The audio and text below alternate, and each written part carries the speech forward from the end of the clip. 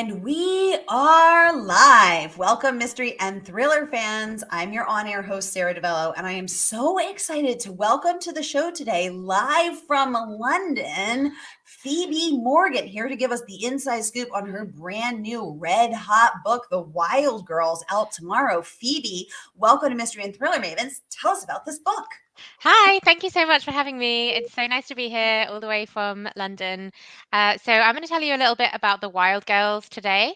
Hopefully, you guys can see that. So, Yes. The Wild Girls is a psychological thriller.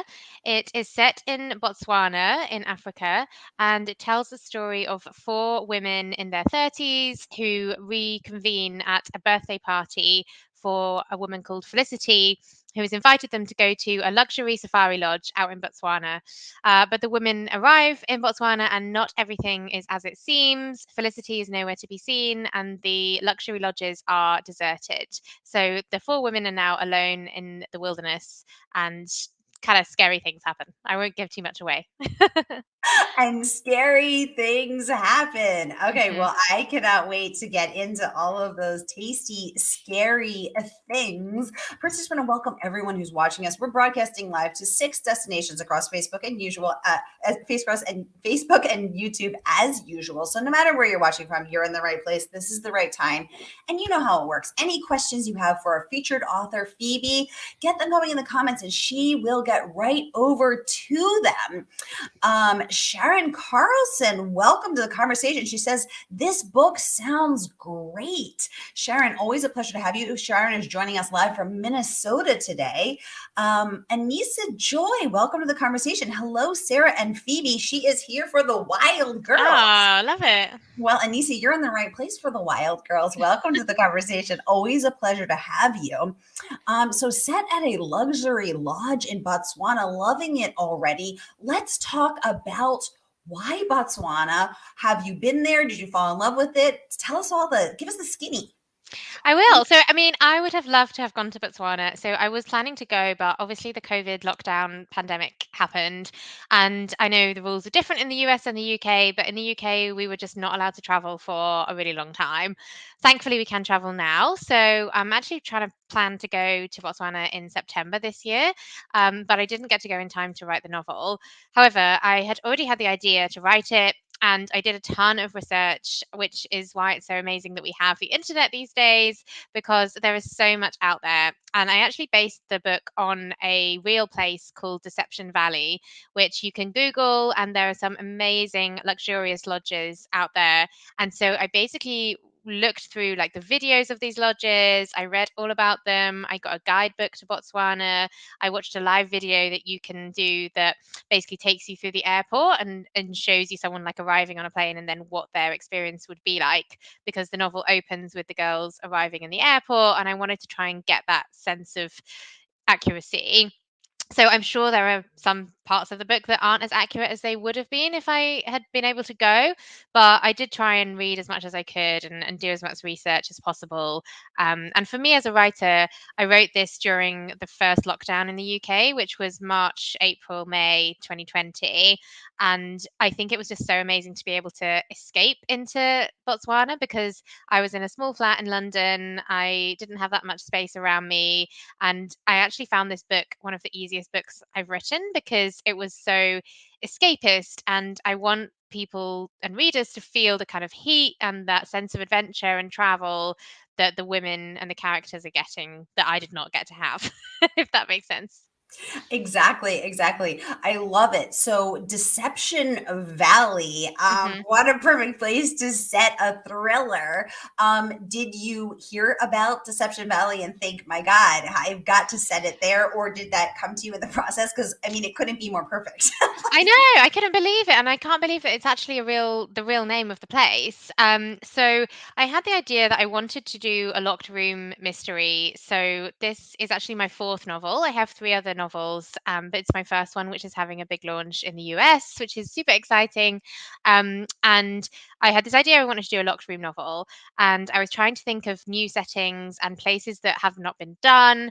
And I also loved the idea of a safari because not only are the women in danger because of the internal politics of the situation, and the kind of tense nature of the friendship group, they are also in danger because of the kind of wildness of the landscape. So the lodge is in the middle of nowhere. They're surrounded by, this kind of wild, barren landscape. There's wild animals. They don't know what's exactly going to be out there. And so I liked that kind of double jeopardy that the women experience. And I found deception lodges on this website, and I just sort of started to run with that theme. So in the novel, there is one big central lodge and then 4 separate ones, and they're named after animals. So they're named after a cheetah, a gazelle, a lion, and each of those animals kind of links to the women's characters. And so the woman that's put in the cheetah lodge has, potentially cheated on her partner. And there's kind of these like sort of clues that give you an insight into what's really going on under the surface of this friendship, that I tried to reflect in the lodges and the landscape. How clever. I love that. I love it. The cheetah, the cheater. Yeah. Sharon is saying she said she loves the title. So tell us about the title, Phoebe, because I know so often titles and for watching, so Phoebe is not only the author of 4 books herself, she's also an editor at HarperCollins UK. And so titles of books often change in the publication process. So did this one change? Tell us the story of the title. Yeah, absolutely. It's such a good question because titles always change. I would say 90% of the time we change them as publishers. And for me, I'm never that precious about my titles. I want it to be something that resonates with readers. And this title was probably the hardest title to get to. So myself and my agent and my editor sat down and tried to brainstorm about it. And originally we were going to call it The Lodge because it was around a safari lodge. But then we thought it didn't sound adventurous enough. It's maybe sounded a little bit dull. And so we had like a ton of ideas, and eventually we came up with the Wild Girls. And I kind of inserted that into the novel a little bit as well. So there were always these 4 girls, but I added a sort of backstory where when they were younger, they used to call themselves the Wild Girls because of the things that happened in their past. So the novel is set between the present in Botswana and the past back in the UK, when the girls are all a little bit younger, and it's about those experiences growing up. And so I added this kind of wild element to their backstories, which I think is quite common. I think, as an editor, as you said, I see it from both sides. And so sometimes the title does kind of spark something else in the writer's imagination, and it changes things as well. So that's what happened here. I love that. I love that. And I love that you are sharing that actually was not the first title and that you felt the Yeah. lodge was a bit dull. How fascinating. Donna is, welcome to the conversation, Donna. Thanks for joining us. She's saying, having been to Africa, I can say it can be super spooky if left behind one's travel group. I was too ill to safari for 2 days and I could have been killed by a gorilla or a killer who made it look that way. Donna, clearly a mystery fan there. I like how your imagination is running wild, like the Wild Girls. Yeah, I mean, I think that's what I was aiming for, that sense of that actually you don't exactly know what your environment is like. And if you're traveling to Africa from somewhere further away, it can feel kind of exposing if you're on your own. And it's really interesting and it's a beautiful culture. It's fascinating, but there are elements that you might not be so used to if you're coming from the UK. So I wanted to try and recreate that sense of danger. I'm glad you didn't get killed by a gorilla or a killer, Jonna. Yes, Donna, we're glad that you were not killed by a gorilla or a killer Yeah. making you look like a gorilla or whatever was ailing you, because it is very vulnerable. I've never been to Africa, but I've traveled many other places, including India. And when you are traveling in a place where you don't speak the language and maybe the healthcare isn't what you're used to, it can feel very vulnerable because you're like, oh, I'm out here by myself. And so it is uniquely exposing, as you said, Phoebe, and Mhm. vulnerable. Donna, thanks for the great comment. Sharon saying, what a great setting for your novel. Absolutely. Oh, thank you. I Yeah. think setting is actually super important because so my other novels are all set in the UK. One of them is set partly in France, but otherwise they're in places that I knew in the UK. And for me, whenever I start writing a novel, I think of the setting first. So it's the setting, and then it's like the plot, and then it's like the characters that come after that. So I know that all Mm. writers work in different ways, but for me, setting is always really important. Oh, wow. That's fascinating. The setting comes for you even before the plot or the characters. Yeah. Yeah. Mm. So when you say that you wanted to do a locked room mystery, so VP, you're clearly hailing from England, land of Agatha Christie. Your book is being compared to Ruth Ware, Lucy Foley, some amazing British mystery Mhm. legends here. What is it about the locked room mystery that intrigued you? And for those who don't know, can you tell us what a locked room mystery is? Yeah, of course. So I'm probably using like publishing speak, but it's essentially where you have a setting which feels quite closed. And if the term locked room comes from this idea that all the suspects are in one place, and typically you have quite a small cast of characters. So in my novel, there is quite a small cast, sort of 4 to 6 key characters that you need to know about and care about, really. And I think that's often the most important part of a locked room mystery is making sure, like Agatha Christie does, her cast of characters is quite tight and she has a specific setting that the reader feels very immersed in and cannot get out of.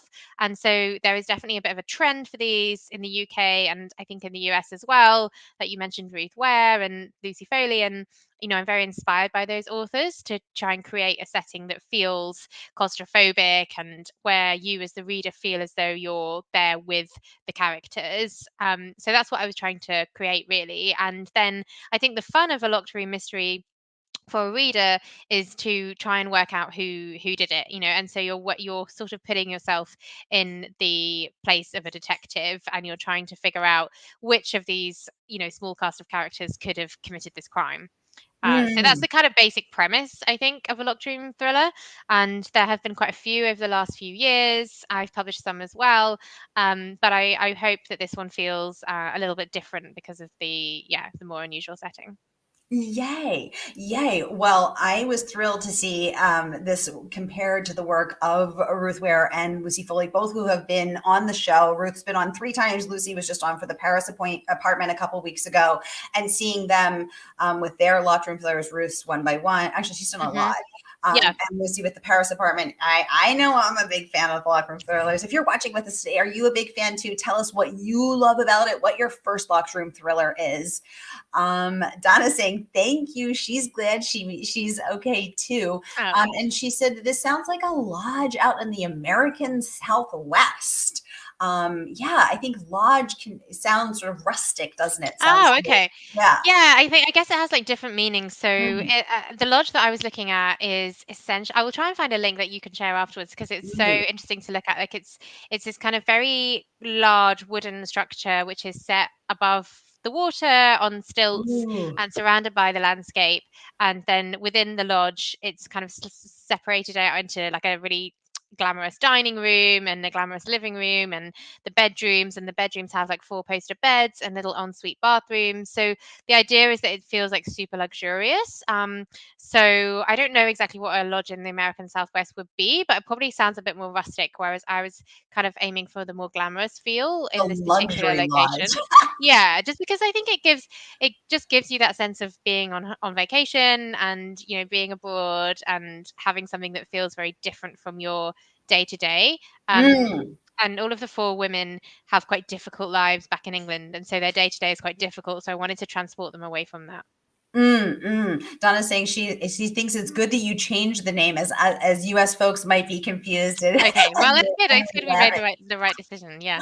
exactly, exactly. And Nisa says she loves the cover. So Oh, thank yes, you. Yeah. it's so gorgeous there with all those oranges and reds of of that beautiful sunset, Mm. rich colors that we all think of when we think of a beautiful safari landscape. And she would like to know, Phoebe, who was the hardest character to write and Mm. why? Great question, Anissa. Yeah, that's a great question. Thank you. So my characters are called Grace, Felicity, Alice, and Hannah. Um, one of them is a teacher. I'm just looking at the blurb so I can remind myself. One is a teacher. One of them has a new baby. One of them is a real homebody, and she is kind of very agoraphobic. Like she doesn't want to go out very much, and it's because of something traumatic that's happened in her past. And Felicity is the one who's invited them out to Botswana, and she is kind of this sparky, glamorous girl who they haven't seen in a couple of years because she moved away. So I think they were all difficult in different ways. Grace, who is the main character, she is written in the first person, so I hope that she's the character that readers will connect to the most. And actually, when I first wrote the novel, all of the characters had first person perspectives, so you switched between the women quite quickly, and my editor said that it would be better to switch it so that Grace was first person and the others were third person, so you felt like a little bit closer to Grace. So she's the most important character, so in that respect she was probably the most challenging to write because I felt as though she was the most crucial to getting the book to be the best it could be. There's also a character called Alice who has a slightly abusive relationship with her partner, so that was quite challenging to write as well because it's a very sensitive issue and I wanted to make sure I got it right. Her partner is emotionally abusive more than really physically abusive, although it does tip into that, or it hints that it could become physically abusive in a couple of scenes. So it was important to me to kind of get both of those characters completely accurate. And yeah, I tried to explore issues that I think women of my age, which is early 30s, face. And one of the characters is struggling to conceive a child. And so, again, that was quite a big topic that I wanted to make sure I, paid due diligence to. But I hope that each of the four characters feels like a real person. Like I always want them to feel fully rounded and three-dimensional. So I hope that comes across. Yeah. Yay. Yes. Well, I think it certainly did based on the amazing press rolling in. B.A. Paris, Bernadette was on the show a couple of months ago when her last book came out, and she raves a wonderfully atmospheric thriller of secrets, lies, and betrayals. The Wild Girls is a heart stopping roller coaster of a read with a dark sense of menace and hugely relatable characters. So clearly, you have nailed making those women relatable. So thank you for sharing that. That was a goal of yours and something that you really wanted to work on. I love seeing that come to fruition. Um, Ooh, okay. So many great questions coming in. I'm going to get to all of them. And so Donna is saying the character question was such a great one, actually. Thank you, Anissa Joy. Anissa's an amazing bookstagrammer, and she always has the best questions. So yay, we're all Oh, thank thinking you. that. Thank you, Anissa, for the question. Thank you, Donna, for letting us know you were wondering as well. Love to know that. Okay, just scrolling through here, I'm going to pop. Oh, Donna is also saying she loves editor input. So let's talk about that. So Thanks. Phoebe, you're an author and an editor. In your role as editor, you're editing other authors. In a role as author, you're getting edited by an editor. What's that like for you, switching back and forth? And what has editing taught you about being a better writer, if anything? Yeah, I think that's a great question. So, as you said, my day job is working with a list of about 10 to 12 authors. I acquire authors for the list and I publish them through, and I work very closely with them on the editorial process. So, I think for me, I've been in publishing for about 9 years and I've learned a ton during that time. I think it's just so important that you are edited. And I think as a writer, myself, I know like how hard it can be to go through that process because you kind of finish your first draft and you're so relieved and you got it off your chest and you want it to be done, but then your editor comes back and is like, oh, actually we need to change X, Y, Z. And that can feel challenging, but it is important because I think you get too close to a novel if you have spent so much time writing it. It's really hard to see the wood for the trees, and it's hard to Mm. see the problems with your own story. But I think for me as an editor, I hope that my work with other writers allows me to be, more objective about the process, and I have a greater understanding of why the process is needed. And I really enjoy working with my list of authors because they're a very talented bunch, and I feel like I'm much better at seeing the problems or the things that need fixing in their manuscripts. But when it comes to my own, I definitely need that kind of third person to guide me a little bit. So yeah, but it's really interesting seeing it from both sides. Yeah. Do you ever, when you're being edited by your editor in your author Mhm. life, do you ever think to yourself, zip your lip, lady, I know what I'm doing? I definitely sometimes have questions. I don't always agree like exactly with what being said all the time, but I think that's just normal. And I always just take a couple of days just to think about the edits and go away and kind of reassess. And usually I always come around to my editor's point of view. And I'm so grateful to have an editor. I didn't, I got rejected by a couple of publishers before I got published, which I'm sure is, the same for most people. But it does make you just so grateful when you do have that opportunity. So I'm always super grateful for her input, and I love to hear from readers. And if there's things that they don't like about the book, that's fine. Like, it's good to know. And it's only my fourth book, so I'm hoping like I will improve over time. Um, so yeah, I do sometimes like feel daunted by the amount of edits. Like, if you get like a big editorial letter, you sort of think, oh god, how am I going to manage this? But I would say it's always good to just go and have a sleep on it and then come back to it in the next couple of days. Exactly, exactly. Donna's joking, don't kill my darlings. So Yeah, so true. Yeah, we but can sometimes you do have to do like in my first novel. I had to take out like an entire character. So that you have to make quite extreme changes sometimes, but usually you can see that it's for the best. Excellent. Sharon says, I always love being introduced to new authors. Sharon, that's what we're all about here, connecting you to your favorite authors and introducing you to your next favorite author. Say hello to Phoebe. Here she is. She says, how she would like to know, how do you have time to write when you're also an editor too? Yeah, Phoebe, great question. So let's start there. And then also, how do you switch? There's such different mindsets. How do you switch? So let's start there though. How do you have time?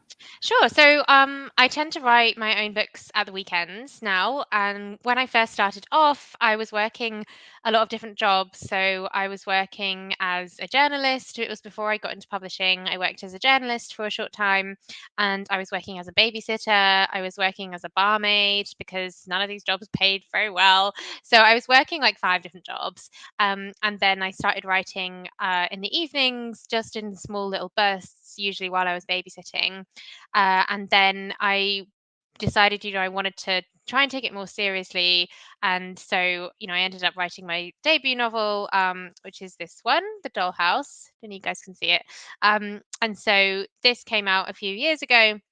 And then I started to take the writing more seriously. And then, because I got a job in publishing, I decided I had to write at the weekend rather than the evening, because if you've done a full day of work in a publishing house, your brain gets just really tired of looking at the screen and thinking about stories and manuscripts. And I found I needed to then separate it out and write my own stuff at the weekends. So usually if I have like a clear weekend, I can get quite a lot done in one day.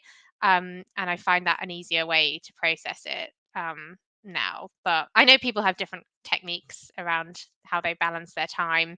I've never really been someone who has to write at a specific time of day. I know some people get up super early or they stay up really late, but I just sort of write when I can fit it in. And I think I'm better just in the day. I'm not like a super early person or a late person. I'm just an in the day person. Yeah. Yay. I want to remind y'all that The Wild Girls is out tomorrow. So this is an exclusive sneak peek special pre-launch event before Phoebe's book comes out in the US tomorrow. So I'm going to drop the link in the comments, but Phoebe's backlist, her previous books, are also available. So her Mhm. first book, The Babysitter, is available here. Here is the link. And then I'm also going to pop the link into to the dollhouse in here as well as the Wild Girls Out Tomorrow. While I'm doing that, Anissa would like to know, does editing other authors help you in your writing? Yeah, have you become sharper, more on point, less tolerant of filler? Give us the scoop. I hope so, yeah. And I think one of the things being an editor has taught me is that every single scene in your book needs to push the plot forward. So if you're writing thrillers like I am, and like a lot of my authors are, you don't have time for filler. It has to be really important that you are keeping the reader really invested and really on the edge of their seat the whole way through. So I think it has taught me to be more brutal about what I'm writing, and it's taught me the importance of having like a great concept or a great setting and something to keep you standing out in the crowd, because I'm sure you all know, like, you obviously read a lot of thrillers as a group and there's a lot out there, and so it's like, how can I make someone pick up my book as opposed to someone else's book, and why would they do that? And so it's always about, I guess, striving to, write the best novel that you can, but also thinking about the market and how competitive it is.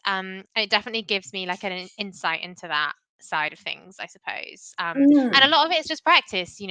I always say, like, to people that want to be writers, you may not get there overnight, but if you keep on practicing and you do treat it like a job, you definitely get better. And now that I've written 4 books, I do feel much more confident in my writing abilities than I did a couple of years ago. Although, there's always times where you doubt yourself and you wonder whether you'll ever write another novel again. But that's why Mm. it's so nice to do things like this and to connect with readers and booksellers and hear from people directly, because that just gives you that motivation to continue writing.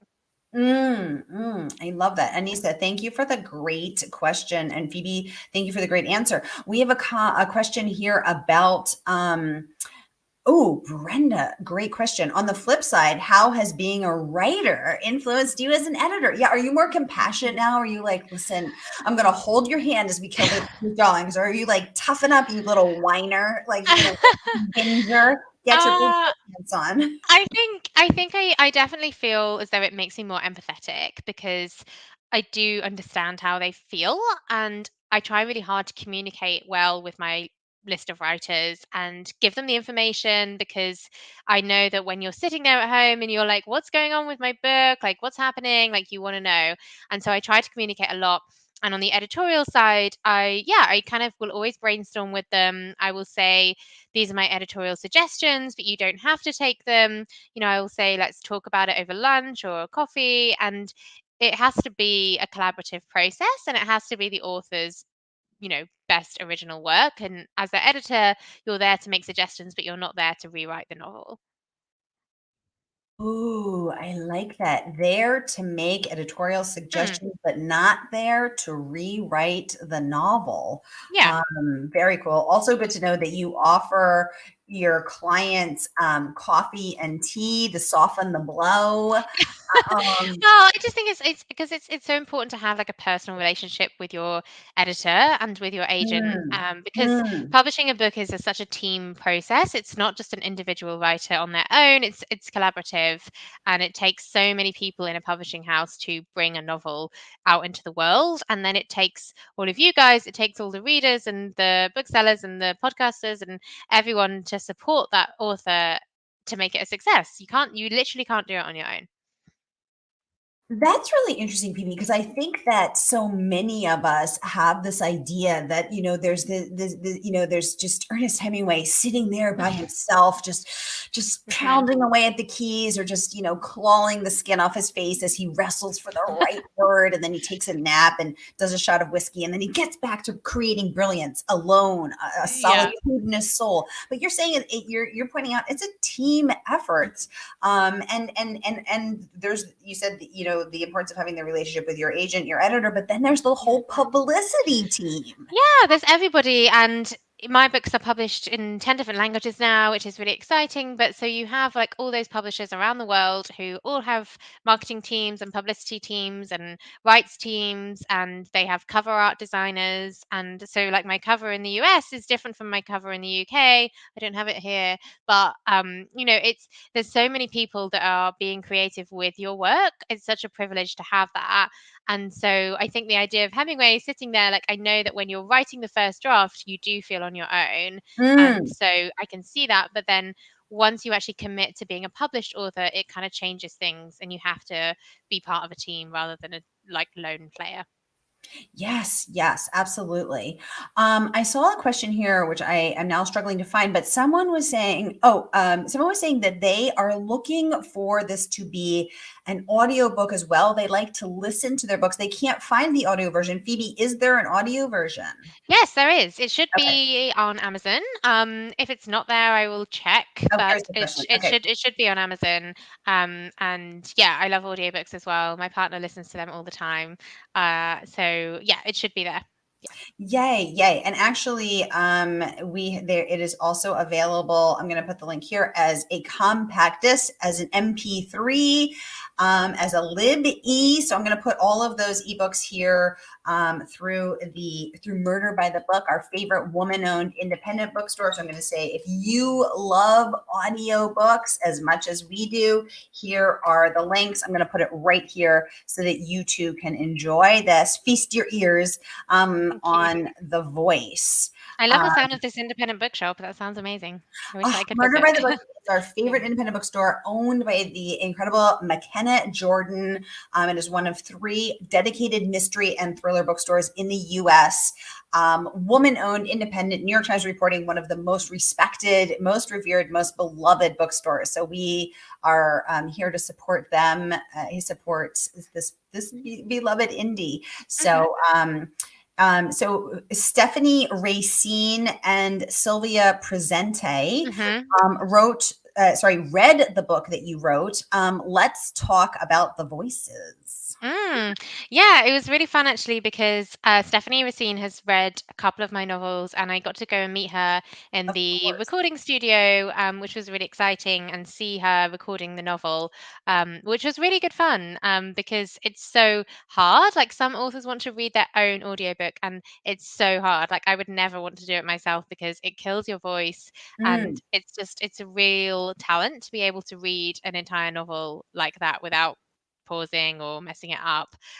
So yeah, I love the narrators, and I think it's great that people can enjoy books in so many different formats now. Like, I'm a big ebook reader, so I read a lot on my Kindle, and yeah, I know people love to listen to audio as well. And I really believe that books, that they don't have to be the physical paper book. They can just be whatever format you love and whatever suits your lifestyle the best. Well, we have good news. The audiobook is available 3 different ways: MP3, lib.e, and compact disc. So I put all 3 of them in there so that you can listen however you like. They're right there in the comments. So please go ahead and grab those. And Donna, thank you for the great question.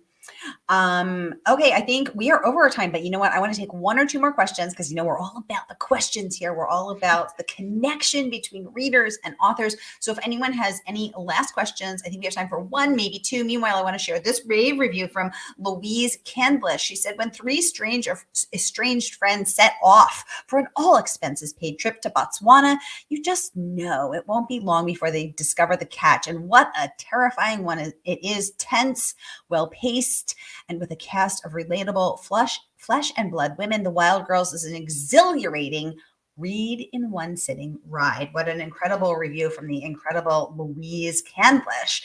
I'm going to post that here in the comments as well for anyone who likes to check those out. I know I do. Margaret, welcome to the conversation, saying all about those questions, right? That's what we never know. I want everyone here to feel seen, to feel heard, to feel part of the conversation and included. That's what we're here about. We are a community, and you're all a part of it. So this is for you, everybody. This is for you. So yes, so here's the amazing review from Louise Canlis. We're going to pop it up for 1 second because otherwise Phoebe and I will be just the mysterious eyes. if you haven't read Louise Candlish, you definitely should because she is an amazing author as well. She had a thriller called Our House, which has just been made for Ooh. TV in the UK. It's on ITV. Hopefully you can get it somewhere in the US. But she's an incredible writer. She's one of my favorite writers. So I was so happy when she blurbed my book. But yeah, you should check her out as well. Did you go to her sort of hat in hand, please, Well, please, we sent it out. Sarah. I know we sent it out quite widely, and yeah, I was really happy with like the very generous quotes from people. But yeah, it's an amazing read. She's great. So I yeah, also check her love out. this one from KL Slater, raving absolutely love the Wild Girls, a dark and delicious thriller with an atmospheric Botswana setting that's chock-a-block full of twists and turns. The praise just keeps going. So, Phoebe, I want to ask you. I always ask every author to share at least one secret. I gotta wring that secret out of you. So tell us. You have not yet revealed this publicly, but tell us what you're working on next, the title and the pitch. Give it to us. Yeah, of course. So my next book is called The Trip, and I'm really, really excited about it. It's going to be out in spring 2023 next year, and it's about two couples who go on vacation to Thailand. It opens with a body found in a swimming pool in a villa on the beach in Thailand, and the mystery is who killed the body in the water and why, and how are these two couples involved in what's happened out in Thailand. So it's another kind of unusual setting. I really loved writing it. I am just doing the edits at the moment. So I'm working on the kind of editorial process like we've been talking about, but it should be ready to come out in spring. So yeah, I'm really excited about it. And yeah, I'm really happy to be able to talk about it now because yeah, it's been a long Ooh, time coming. yay. Leslie, welcome to the conversation. She says, I love secrets. Uh, Absolutely. You and me both, Leslie. We're here for the secrets. Leslie's joining us live from Canada. So we are truly an Amazing. international audience.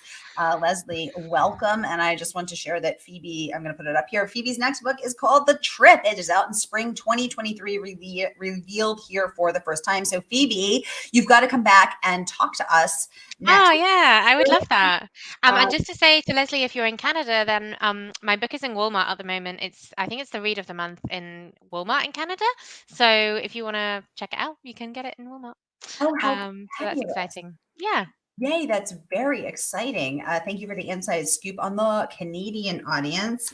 And y'all, I just want to remind you the book is out tomorrow here in the US, and you can pre order your copy today. And the good folks at Murder by the Book will send your copy out tomorrow so that you can dive into this dark and delicious. So says KL Slater, and she's never wrong. Dark and delicious thriller. So here we go. I'll post the link right here. Okay. Phoebe, thank you so much for joining us live from London. Thank you, mystery and thriller lovers, for spending your tea time, your afternoon with us. Donna saying thank you. Donna, a pleasure to have you. Margaret saying I love supporting Murder by the Book and all the indie bookstores. Amen. Margaret, thank you. Thank you all for joining us. And I will see you back tonight at 7 p.m. with Janelle Brown and at 8 p.m. with Jennifer McMahon. Those are Eastern times. So stay tuned, y'all, for Mystery Monday because Mondays can be murder. Thank you so much. Thank you. Hope you'll enjoy the book. Yay.